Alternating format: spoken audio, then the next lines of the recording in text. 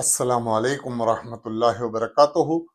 हज 2026 में जाने वाले हाजियों के लिए हज कमेटी ने 4 बदलाव जो किए हैं, उसमें हाजियों को फायदा होगा या नुकसान होगा, इस बारे में इंशाअल्लाह बात करेंगे आज। बने रहिए मेरे साथ और देखिए पूरा वीडियो, तो इंशाअल्लाह सही जानकारी मिलेगी। जितने भी हाजी मेरे चैनल पर नए हैं, प्लीज चैनल को सब्सक्राइब जरूर कीजिए, लाइक कीजिए, शेयर कीजिए, दूसरे मुसलमानों तक भी जरूर पहुंचाएं। और अगर आप कुछ सवालात करना चाहते हैं तो कमेंट बॉक्स में जरूर पूछिए, और कौन से शहर से आप मेरा वीडियो देखते हैं ये जरूर कमेंट में बताएं।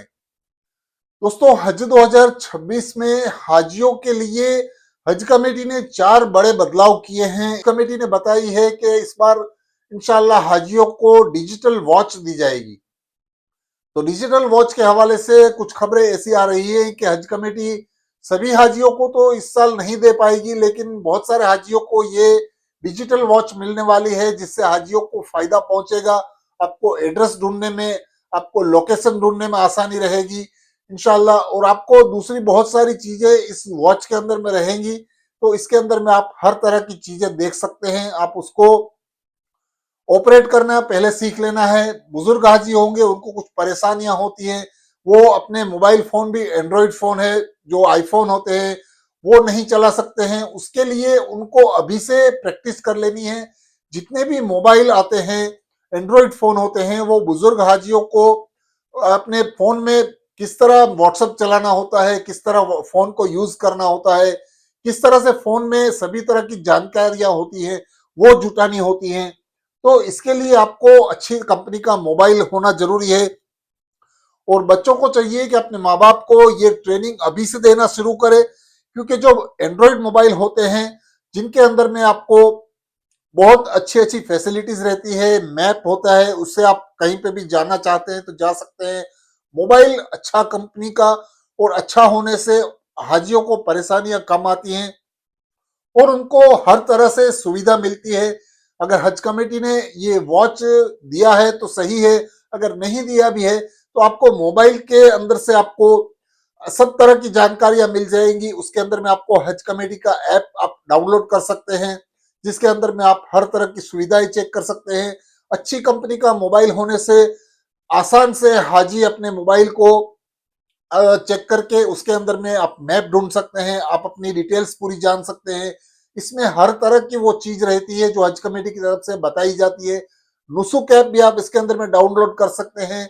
एंड्रॉइड फोन होता है या तो आईफोन होता है, इसमें आप नुसुक ऐप में भी बहुत अच्छी तरह से यूज कर सकते हैं। अगर आपके पास कोई खुदा न खास्ता कागज घर पे रह गया हो, आपकी बिल्डिंग में रह गया हो, तो नुसुक ऐप के अंदर में आपकी पूरी जानकारी होती है। उसकी वजह से आपको वहां कोई परेशान नहीं करता है। आप नुसुक ऐप के जरिए भी वहां पर आप अपने मोबाइल से दिखा सकते हैं। इसके लिए आपको ब्रांडेड कंपनी का अच्छा मोबाइल होता है, उसको वो ले लेना है। और इसकी वजह से आपको उससे पहले ट्रेनिंग भी ले लेनी है, तो आपको ये भी आसानी रहे। और दूसरी चीज ये है कि हज कमेटी ने एक और अच्छा इंतजाम किया है कि पहले हाजियों को जब हम फ्लाइट से जिद्दा उतरते थे तो बसों में लेकर जाया जाता था, जिससे 4 से 5 घंटे, 3 घंटे ऐसा बस में लग जाता था। इस बार हज कमेटी ने पूरी तरह से जो वहां की मेट्रो ट्रेनें चलती हैं, जो वहां की हाई स्पीड ट्रेनें चलती हैं, उसके अंदर में आपको जिद्दा से मक्का शरीफ लेकर जाया जाएगा। और हज के वक्त, आप हज के बाद आपको जब मक्का शरीफ से मदीना शरीफ भी उसी ट्रेनों के जरिए लेकर जाया जाएगा। तो ये एक अच्छा इंतजाम है हज कमेटी की तरफ से कि जो भी हाजी मदीना से मक्का आएंगे या मक्का से मदीना जाएंगे, उनके लिए सफर बहुत कम हो जाएगा। क्योंकि बस में अगर आप जाते हैं तो 7 से 8 घंटे लगते हैं, 9 घंटे भी लग जाते हैं। इसकी वजह से बुजुर्ग हाजी होते हैं, उनको परेशानियां होती है। इस वजह से हज कमेटी ने इस बार पूरी तरह से जितना हो सके उतना ट्रेनों का इंतजाम करने का बताया है। तो ये अगर हाई स्पीड ट्रेनों में अगर आप जाते हैं तो उसमें आपका वक्त भी बच सकता है और आपको अच्छा फायदा भी हो सकता है। तो ये एक बहुत बड़ी चीज है, हज कमेटी की तरफ से अच्छा इंतजाम है। सबसे बड़े बदलाव की बात की है कि इस साल हाजियों को किचन की सुविधा नहीं मिलेगी। इसके ऊपर हाजियों को फायदा मिलेगा या नुकसान होगा, किन तरह की तकलीफों का सामना करना पड़ेगा, या तो किन हालातों में हाजियों को ये फायदा पहुंचाएगा। तो दोस्तों, हज के अंदर में हज कमेटी की तरफ से जो बिल्डिंगें दी जाती हैं उसके अंदर में एक एक फ्लोर पर एक एक किचन का इंतजाम होता है। दोनों साइड पे 5-6 कमरे होते हैं, एक साइड पर, दूसरी साइड पे 5-6 कमरे होते हैं।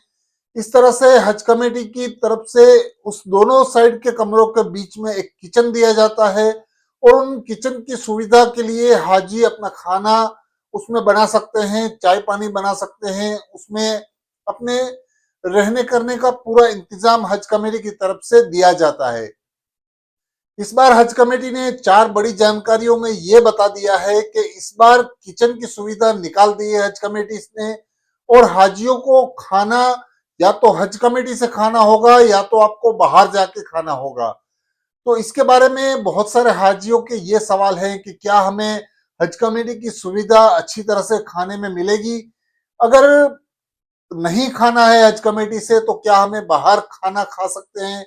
उसके बारे में आपको मैं थोड़ी बहुत जानकारी दे देता हूं। तो अजीजिया के अंदर में जितनी भी बिल्डिंगें हैं उसके आसपास बहुत सारी रेस्टोरेंट्स हैं, वहां जाके भी आप खाना खा सकते हैं। वहां जाके आप अपने तीनों वक्त का खाना मिलेगा, वहां पर आप खा सकते हैं। और हज कमेटी की तरफ से ये पहली बार बताया गया है कि हज कमेटी खाने की सुविधा देने वाली है। तो 1,22,518 हाजी होंगे, उनको खाना हज कमेटी किस तरह देगी, ये सबसे बड़ा सवाल है। क्योंकि इतने बड़े मजमे को खाना देना, वो भी अपने स्टेट वाइज का खाना देना और इन तरह की सुविधाओं को देना बहुत बड़ा काम है। तो क्या इस पूरे काम में हज कमेटी कामयाब होगी? क्या हाजियों को कुछ तकलीफों का सामना करना पड़ेगा? क्या हाजियों को खाना अच्छी तरह से मिलेगा?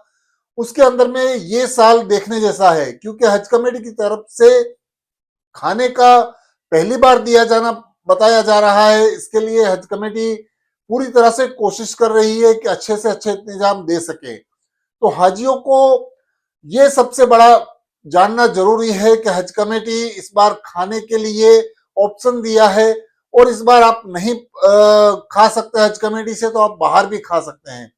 उसमें आपको मेरी तरफ से कुछ नुकसान दिख रहा है, क्योंकि पहले आपके पास जो हज कमेटी किचन दे रही थी उसके अंदर में आप कभी भी खाना बना सकते थे। आपको किचन दिया जाता था तो आप कभी भी अपना खाना बना के काबतुल्ला शरीफ जा सकते थे, फजर के वक्त जा सकते थे, जोहर के वक्त जा सकते थे। आप कभी भी अपना खाना पका के या तो खा के आप अपने हिसाब से जा सकते थे।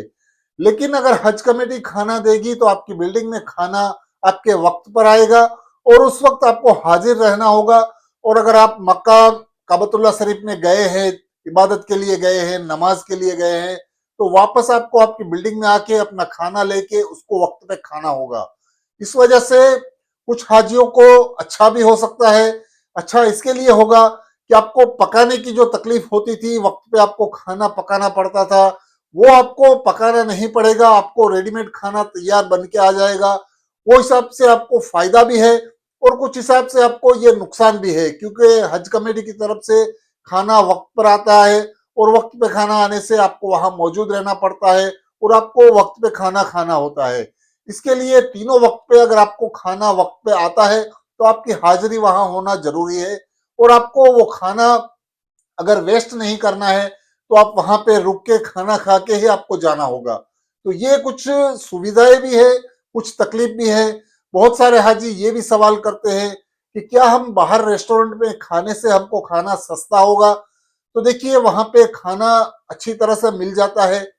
आपको सब्जी रोटी या तो कोई ऐसी जो भी सब्जियां आती हैं, जो करीज आती हैं, वो आपको 7 से 8 रियाल 9 रियाल में मिल जाती है, जिसमें आपको 2-3 रोटी भी मिलती है। रोटी की वहाँ कोई ज्यादा कीमत नहीं है, 1 रियाल में 2-3 रोटी भी दे देते हैं। तो अगर आप एक घर के अंदर में आप मर्द और औरत 2 लोग हैं तो आप एक करी लेके 2-3 रोटी लेके थोड़ा खाना वहां से लेके आप आराम से 10 से 15 रियाल के अंदर में एक वक्त का खाना खा सकते हैं।